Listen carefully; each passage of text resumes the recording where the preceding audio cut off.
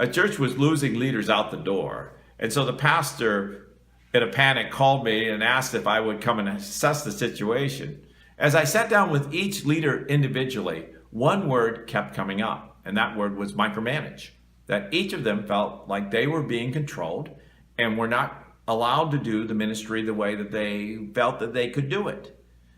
There's nothing more discouraging than losing good leaders out the door of a church that's stuck. But sometimes the reason why you're losing those leaders is because the church is being micromanaged.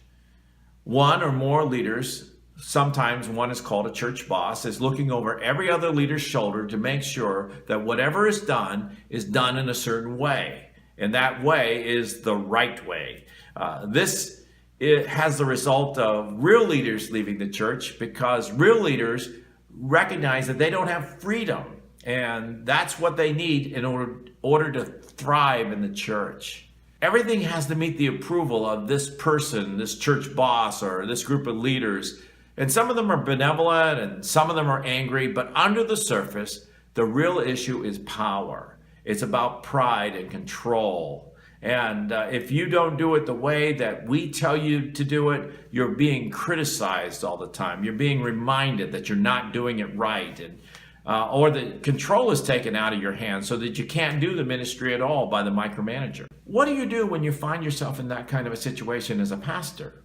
Well, first thing you want to make sure is that you're not the problem, that you're not the micromanager, that you're not micromanaging people, but that you are equipping them to do the work of the ministry, and that you're not trying to control them, but you're trying to guide them and giving them freedom that's appropriate for real leaders. You don't want to make their ministry a tug of war, like if you don't do it my way, I'm going to pull it out from your hands, because you're not going to win. They will leave if they're real leaders. You need to let God win. And so if you have this tendency in yourself, you need to get a mentor to help you and just say, look, please talk to me about the way that I am handling other leaders so that I partner with them well and don't try to control them.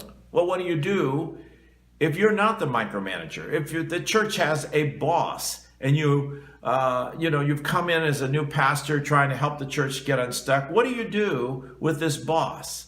Well, the first thing you want to do is become the boss's best friend. This is not a manipulation approach. It's a recognition that this person is in this congregation because God placed them there, or her there. You want to work with this person in ways of helping this person to grow up in the Lord, and rather than rejecting them and trying to fight with them over control. So become their friend, spend time with them, drink coffee with them, sit down and talk about what is important to this boss, is so that this boss can understand that you're listening and care about the second thing you need to do is to become this person's pastor, and you do that by helping him or her deal with their unfinished business. Everybody has unfinished business, and what that is any spiritual, emotional, or mental baggage that they have carried on into their Christian life instead of surrendering it to God. Now, this takes time, and you need to learn how to help people deal with their unfinished business.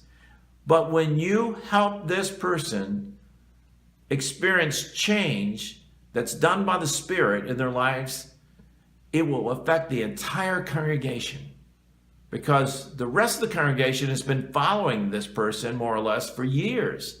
And they're not necessarily happy with what they've seen, but they've put up with it. And suddenly they're going to see God transform this person's life and set them free from this need to be a micromanager, to be in charge, to have control. And they themselves will be drawn by what they're seeing to deal with their unfinished business as well. And that will make you a more effective pastor than you've ever been before, and will help this church to get unstuck. Thirdly, you want to mentor this person. This person will continue to be a leader even if they give up their controlling ways in the congregation as they deal with their unfinished business. But don't assume that he or she knows anything about healthy church culture.